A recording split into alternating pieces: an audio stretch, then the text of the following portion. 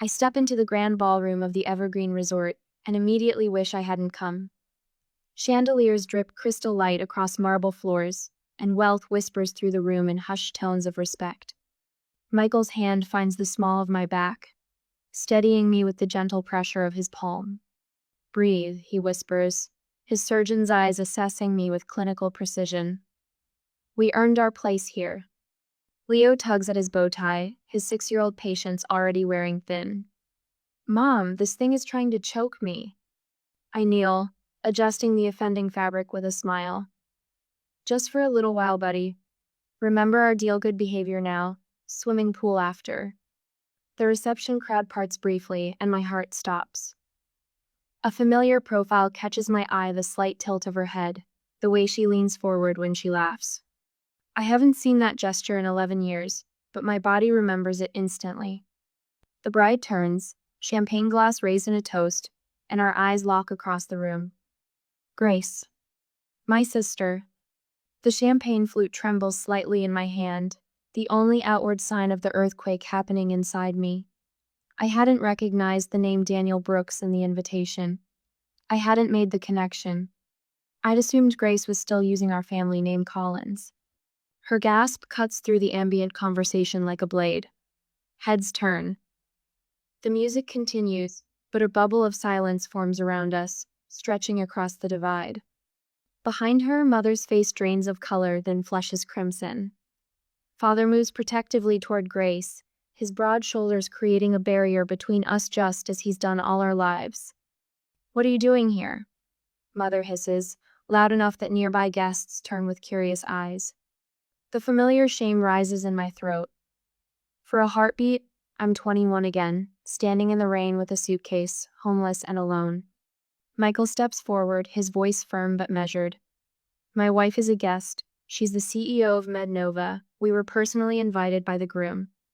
The name MedNova ripples through the cluster of medical professionals nearby. I hear whispers, see recognition dawn in their eyes. "CEO?" A woman in a burgundy dress turns to her companion. "That's Amber Collins?" The rain soaks through my thin jacket as Father's words echo in my memory.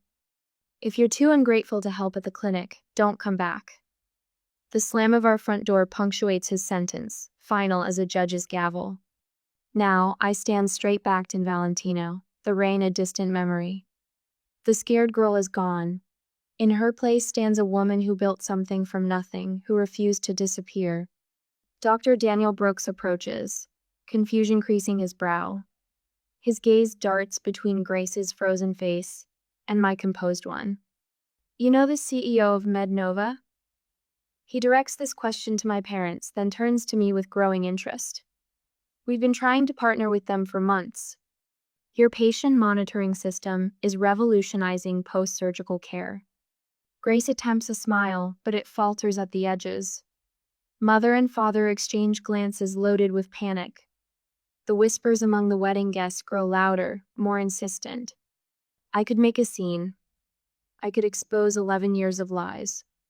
I could tell Daniel how they told everyone I'd failed out of college, how they'd painted me as irresponsible while pocketing my tuition money for Grace's benefit.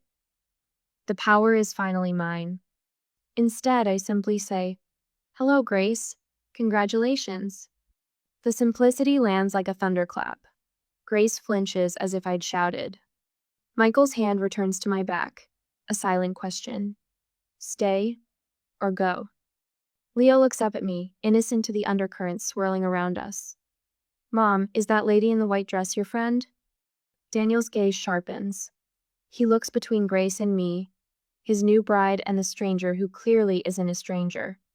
"Grace." His voice carries confusion and the first notes of suspicion. "I thought you said your sister was." His voice trails off, the unfinished sentence hanging between us. Grace's eyes dart frantically between her new husband and her parents.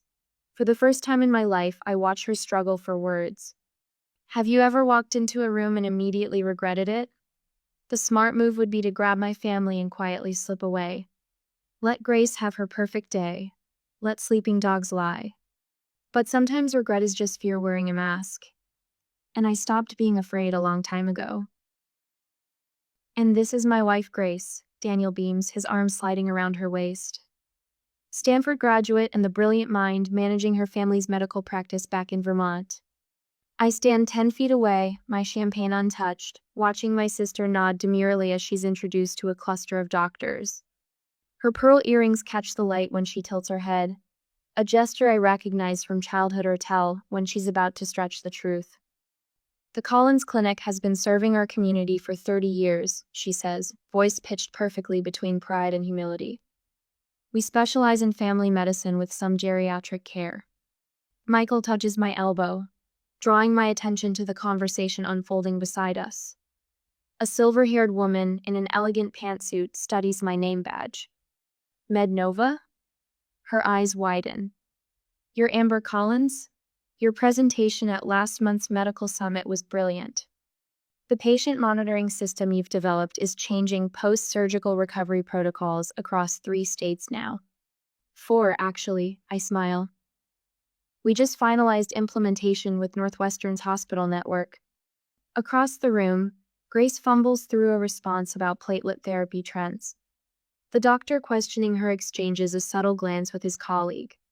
I thought Stanford's medical program had shifted away from that approach 3 years ago, he says, brow furrowed. Grace's laugh floats a pitch too high.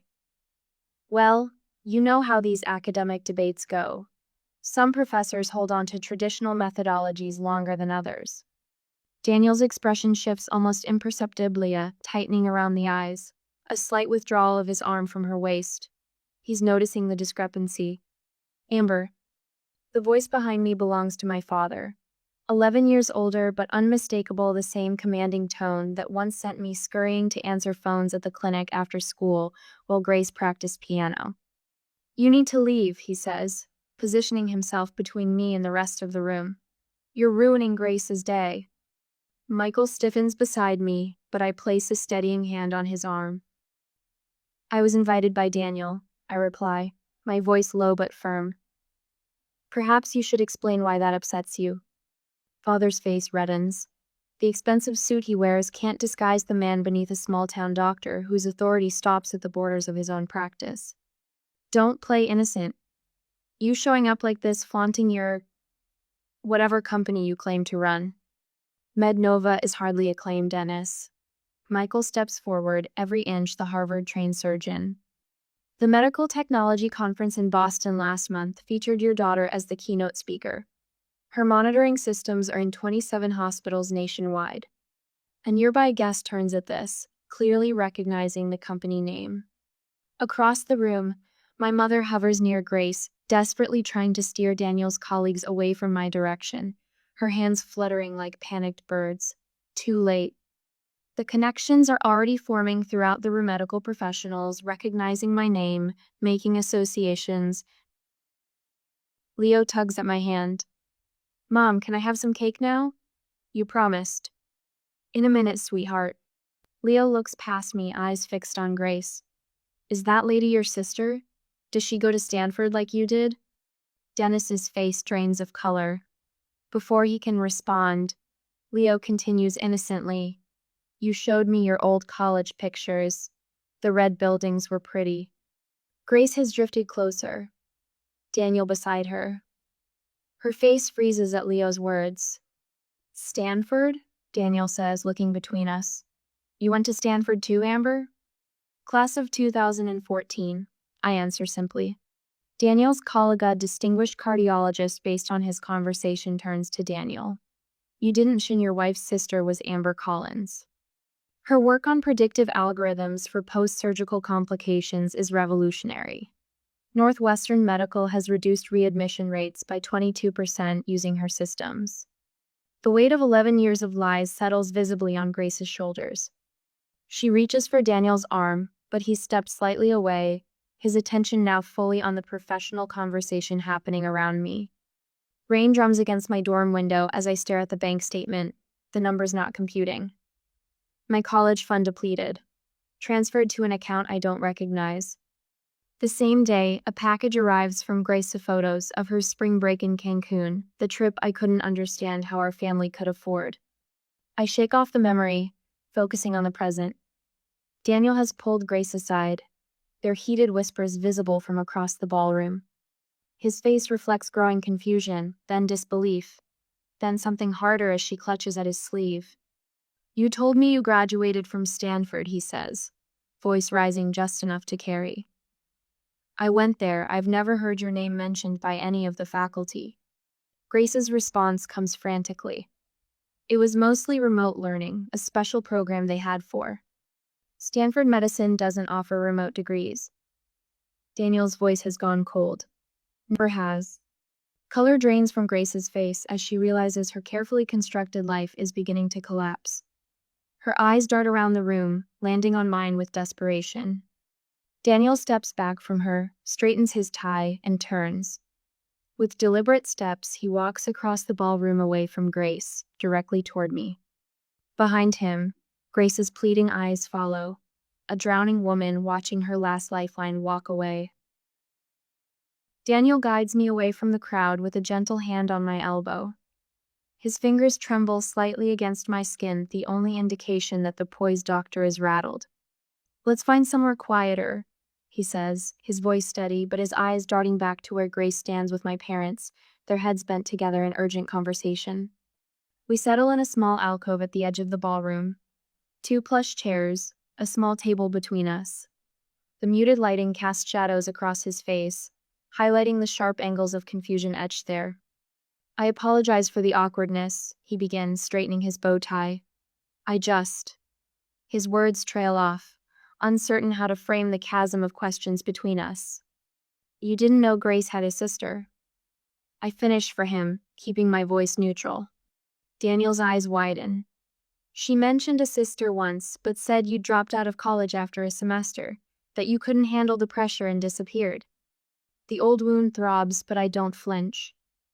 Years of boardroom negotiations have taught me to keep my face composed even when bleeding internally.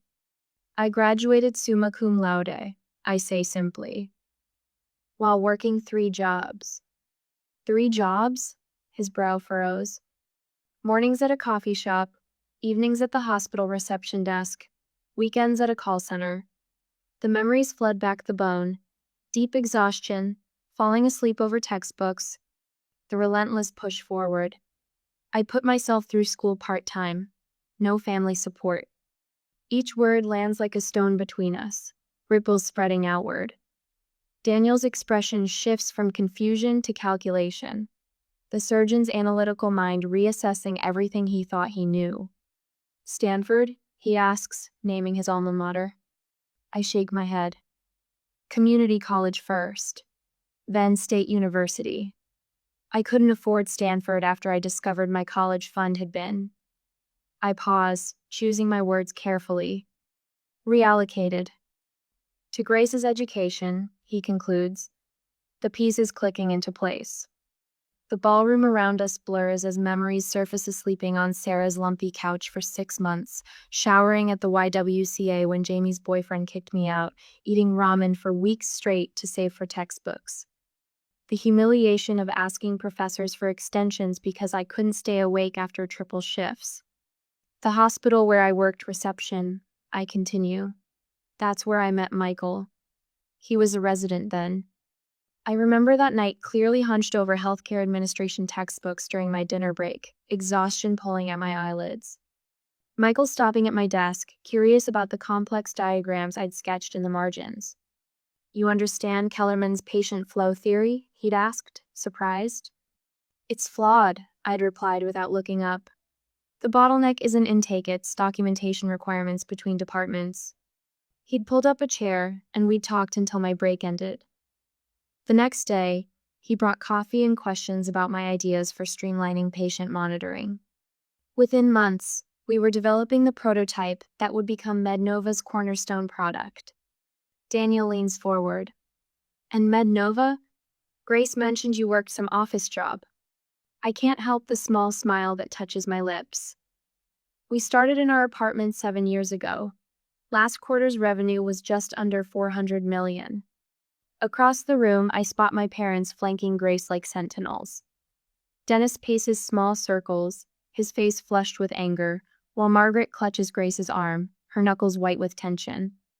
They cast frantic glances our way, whispering urgently. They're going to try to separate us soon, I say calmly.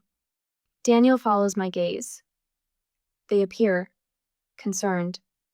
Michael approaches us, phone discreetly positioned at his side. I recognize his strategy documenting behavior while appearing casual. A protective measure we've learned after years of navigating hostile business environments.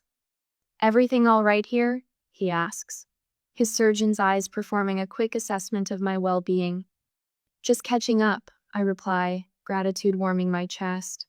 The man standing beside me, steady, brilliant, sees me as I am, not as my family's convenient narrative.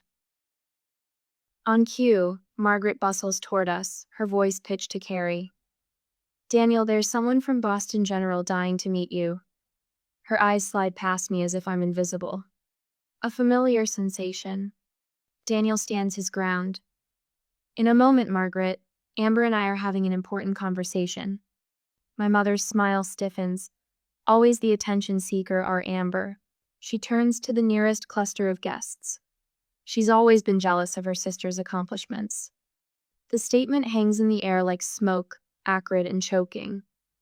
Several guests shift uncomfortably, eyes darting between us.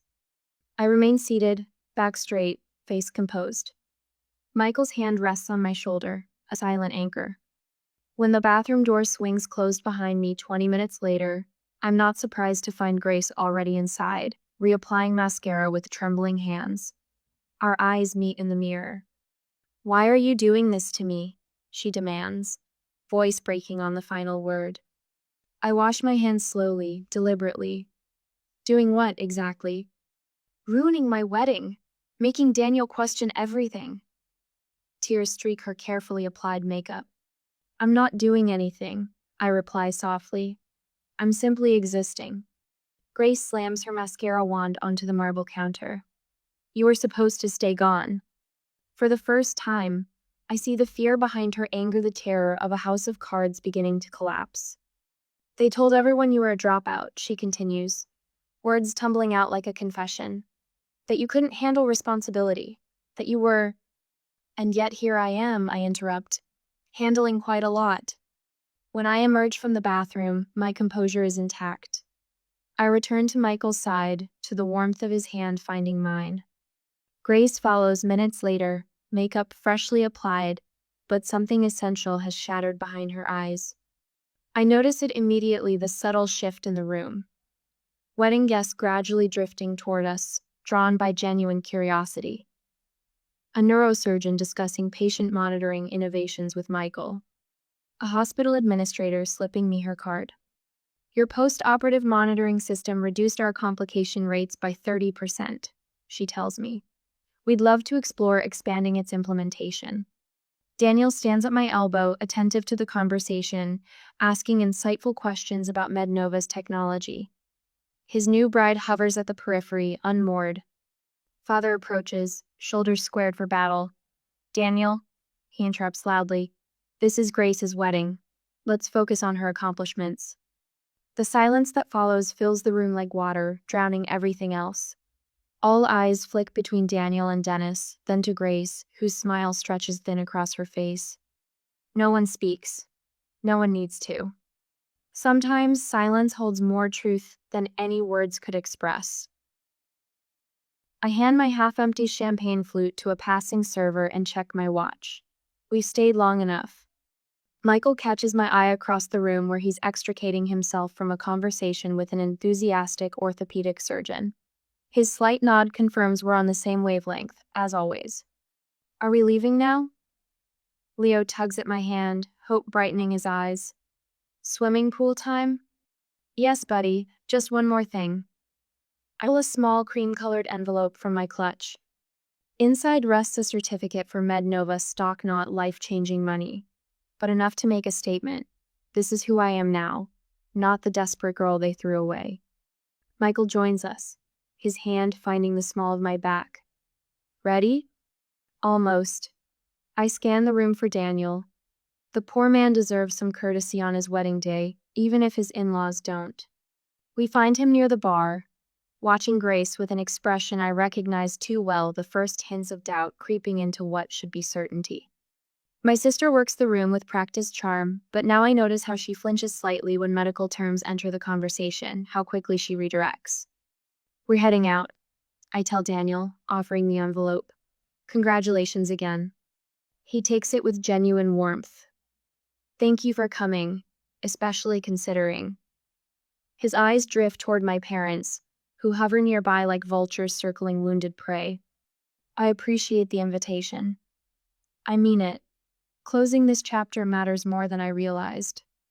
Daniel leans closer, voice dropping. I'd like to visit Mednova sometime. Professionally. Our eyes meet, understanding passing between us without words. He knows. Maybe not everything, but my assistant will set it up.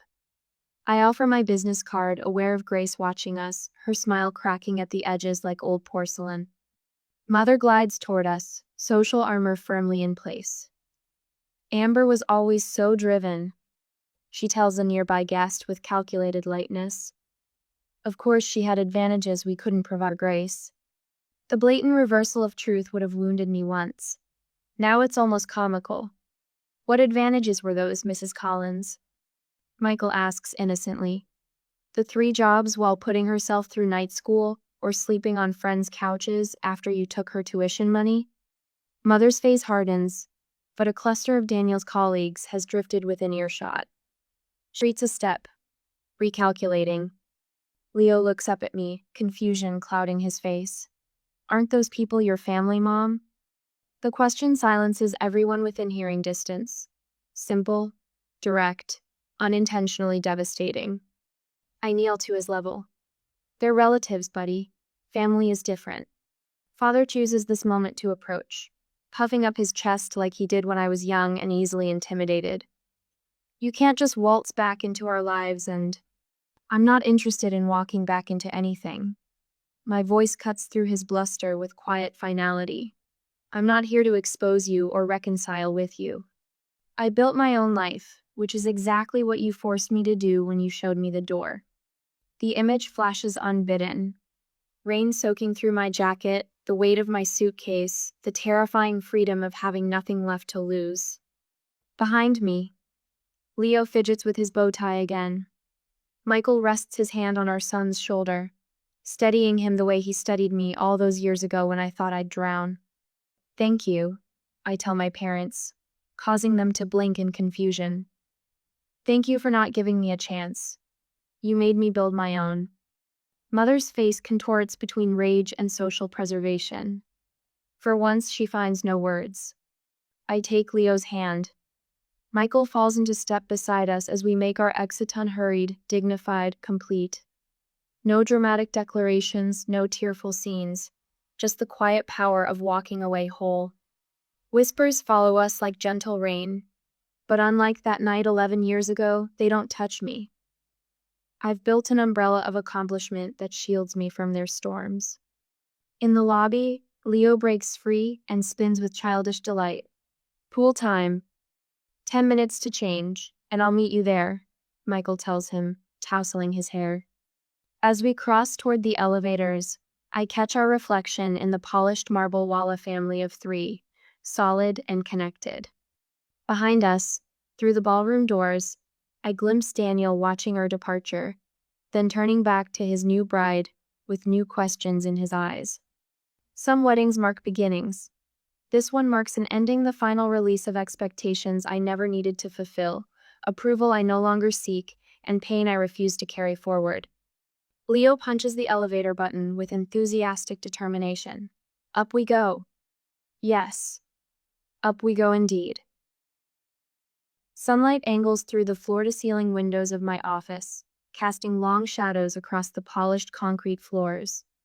1 month has passed since Grace's wedding, but the memory still lurks in corners of my mind like a half-forgotten dream. I scan the partnership proposal from Boston Memorial, a contract worth 8 figures sprawled across my desk. Mednova's patient monitoring system reduced post-surgical complications by 37% in their trial run. Numbers don't lie. Numbers don't play favorites. My assistant Meredith's voice crackles through the intercom. Dr. Daniel Brooks is here to see you. My pen stills against paper. I hadn't spoken to my sister's husband since that night. Sent him in. Daniel enters like a man carrying invisible weight. His shoulders curl forward, suit jacket wrinkled at the elbows. Dark circles shadow his eyes. Thank you for seeing me without an appointment. He stands awkwardly until I gesture toward the chair opposite my desk. Coffee? I offer. He shakes his head. I can't stay long. I wait. Experience has taught me the power of silence. I've consulted with a lawyer about annulment possibilities. The words tumble out like stones. Everything Grace told me was fabricated. She never attended Stanford. She never managed your parents' clinic. She's the receptionist. I absorbed this without surprise. The lies were always there, waiting for someone to notice. I'm sorry to hear that, I say, and mean it. Your parents made her the face of their practice while they... His voice trails off as he runs a hand through disheveled hair. The billing practices at their clinic, they've been charging Medicare for procedures never performed, using outdated codes deliberately. Grace helped them do it. The revelation lands like a slap, not because it's shocking, but because it confirms suspicions I buried years ago. I didn't mean to drag you back into this, Daniel continues. But when I started investigating Grace's background, I found patterns, discrepancies. Your name kept appearing in old clinic records, then vanishing completely 11 years ago. The skyline beyond my window shimmers in summer heat. I built this view from nothing, while they built their lives on fabrications. They used my college fund for Grace, I say simply. When I confronted them, they told me I wasn't Stanford material anyway. Daniel winces. The irony is, I never wanted to be a doctor. I wanted to improve medical systems, make them more efficient, more accurate. You've done that, Daniel says, glancing around my office. MedNova is transforming post-surgical care across the country. A silence stretches between us, comfortable in its honesty. The clinic is being investigated, he finally says. I submitted anonymous information to the proper authorities after discovering the extent of the fraud. They've been doing this for nearly 15 years. 15 years. Beginning right around the time I left for college. My phone buzzes with a text from Michael. Picking up Leo early, zoo day. Join us? A warmth spreads through my chest. This is my real family now. What will you do? I ask Daniel. He straightens his shoulders. File for annulment, cooperate with investigators, start over. He hesitates. I came to apologize for my unwitting role in reconnecting you with your past. And to ask, do you plan to get involved in the investigation? The question hangs between us, heavy with implication. I could destroy them completely. One phone call from the CEO of MedNova to the Medicare fraud investigators would accelerate everything.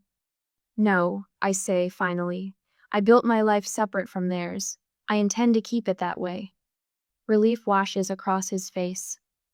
Thank you for seeing me. After Daniel leaves, I stand at my window, watching traffic flow 40 stories below. My phone vibrates with a voicemail notification. Grace's number, the third this week. Michael calls as I'm gathering my things to meet them at the zoo. You sound tired, he says. Daniel Brooks came to see me. The family clinic is under investigation for Medicare fraud. A pause. Are you okay? Yes. The answer surprises me with its truth. Are you going to get involved? I watch a red-tailed hawk circle the skyscrapers, riding thermals with effortless grace. I was thinking about what you said last week, about how my success is already their greatest punishment. I stand by that, Michael says, but it's your choice. My computer chimes with an incoming email. An attorney representing the Medicare Fraud Investigation Division, requesting information about my time at Collins Family Practice. Attached are documents requiring my testimony. They want me to testify, I tell Michael. What will you do? I consider the question. Part of me wants to delete the email, refuse the request. Let whatever happens to them happen without my fingerprints anywhere near it. Another part remembers patients who trusted them. Elderly men and women whose Medicare benefits were stolen. I'll forward them copies of the clinic's original records from when I worked there, I decide. Nothing more, nothing less, just the facts. I'm proud of you, Michael says. My phone buzzes again. Another voicemail from Grace. Her third today. The first one begged for money. The second threatened to tell Leo the truth about his mother. I don't need to hear the third. I press delete without listening, the small action surprisingly final. Leo wants to see the new tiger cubs, Michael says, his voice a welcome anchor to my real life. Tell him I'm on my way. I gather my bag, pausing at the door to look back at my office. The Boston Memorial contract waits on my desk, another hospital ready to implement the system I built from nothing but determination and long nights. I close the door behind me, leaving Grace's voicemail in digital oblivion where it belongs. Some debts can never be repaid. Some wounds never fully heal. But I've learned that moving forward doesn't require forgiveness. Sometimes it just requires letting go. The purple coneflowers bend toward sunlight. I pinch back another spent bloom, adding it to the collection in my palm. 6 months have passed since the wedding. 6 months of breathing easier, like finally stepping out of shoes that never quite fit. Leo races between the raised beds, his Batman cape fluttering behind him. Mom, can I water the tomatoes? Start with the peppers, I tell him, pointing to the drooping leaves. They're thirsty today. He grabs his small watering can, tongue poking out the corner of his mouth as he concentrates on not spilling. The mid-May sun warms my shoulders through my t-shirt, no designer labels here, just comfort in my own space. Michael appears at the patio door, 3 glasses of lemonade balanced on a tray. Reinforcements, he calls, descending the steps into our modest garden. His surgeon's hands, the same ones that perform delicate heart valve replacements now, pass lemonade to our son with exaggerated ceremony. Thank you, good sir. Leo responds with a wobbly bow that nearly spills his drink. Michael's eyes meet mine over Leo's head. The unspoken conversation passes between us. This is what matters. This garden, this boy, this life we built from nothing but determination and truth. The Davis Hospital Board approved the patient monitoring system. Michael says casually, though we both know what this means. The 5th major hospital chain to adopt MedNova's technology this year alone. Thousands more patients who will recover safely because of what we created. That's number 5, Leo announces proudly, counting on his fingers. Mom's helping all the sick people get better faster. I ruffle his hair, amazed at how he absorbs everything. That's the idea, buddy. The doorbell chimes from inside. Michael raises an eyebrow. Expecting something? FedEx, probably. Those component samples from Switzerland. But when Michael returns, his expression has shifted. He holds a certified letter, the return address visible even from where I stand. Grace Collins, Brooks. My stomach tightens, the familiar knot I thought I'd finally untangled. I'll be in my office. The envelope sits on my desk for 17 minutes, while I finish reviewing quarterly projections. Michael leans against the doorframe, silent support. When I finally slit it open, a single sheet of cream-colored stationery slides out, covered in Grace's careful handwriting. Amber. The clinic closed last month. Not because of anything you did, because of everything Mom and Dad did. The investigation found billing irregularities going back 15 years. Daniel left me. He said he couldn't build a life with someone he couldn't trust. He was right. I'm not writing to ask for money. I know better now. I'm writing because I need to tell you that you were never the problem. I was raised to believe your intelligence threatened mine. Your independence undermined my security. I believed them when they said cutting you off necessary. I was wrong, they were wrong, and I'm sorry. Grace. Michael doesn't ask what it says. He waits until I fold the letter and place it back in its envelope. What will you do? He asks. Nothing dramatic, I answer, turning to my computer. I open a document, type for several minutes, then print a single page. I slide it into a MedNova envelope with the letter I've written. 2 weeks later, I stand at the edge of the American Medical Technology Conference in Chicago, watching my team demonstrate our latest innovations to a crowd of healthcare professionals. The red Nova booth draws attention, our reputation preceding us now. A flash of movement catches my eye, someone in pale blue scrubs near the education pavilion. Grace, her hair pulled back in a simple ponytail, listens intently to a speaker discussing entry-level medical coding certification. Our eyes meet across the crowded exhibition hall. No gasps this time, no drama, just quiet recognition. She holds the MedNova internship application I sent her, clutched like a lifeline. I offer a small nod, not forgiveness exactly, but acknowledgement. She returns it, eyes bright with something that might be determination. We don't approach each other. Some relationships are completed, not continued. That evening, I finalized the paperwork for the Collins first-generation medical scholarship. Not named for my parents, but reclaiming my birth name for something better. 20 students without family support will receive full tuition and mentorship next fall. Back home, I kneel in our garden again, digging small holes for new seedlings. Leo helps, his small hands patting soil around tender roots. Some plants don't grow well next to others, I explain, showing him how to space the seedlings. They need their own space to thrive. Like people? He asks, surprisingly perceptive. Smart boy, I whisper, kissing his forehead. Yes, like people. The sun slants golden across our yard. Through the kitchen window, I see Michael preparing dinner, moving easily through the space we've created together. I press another seed into the dark earth, covering it gently. Some roots you're given, others you get to choose.